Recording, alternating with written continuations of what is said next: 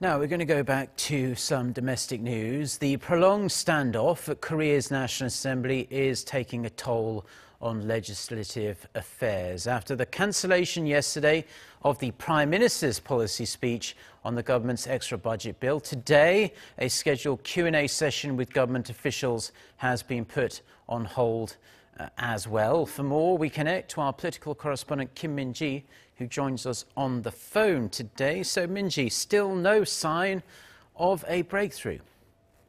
Mark, as of now, it appears not. The National Assembly, like you said, was scheduled to hold an interpellation session today for the next 3 days, but with rival parties unable to reach a compromise to end the standoff, that has been called off for now. There has been anticipation the questioning session would go on as planned, as the agenda was set back in late March when parties had agreed to hold a parliament session in April. And given that major issues are coming up, such as the inter-Korean summit talks and deliberation of the government's extra budget bill, for now it remains unclear when the Q&A session will get going again, and rival parties also need to set a new date for the Prime Minister's policy speech, which was cancelled yesterday.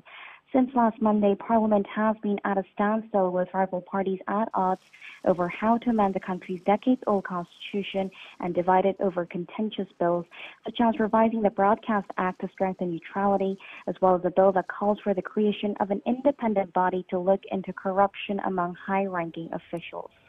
Well, Min-ji, we must point out for our international viewers that this kind of gridlock is not uncommon in South Korea's National Assembly, but it does seem especially bad right now. In regards to the frayed ties, though, between the rival parties, any efforts there being made to try at least to reach a compromise?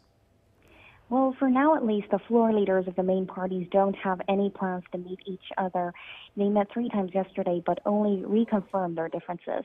So at this point, this paralysis seems as though it will linger for some time, with parties only playing the blame game. But with a stack of agendas to go through in the April session, such as amending the Constitution, as well as deliberating the government's extra budget bill, lawmakers are under pressure of their own.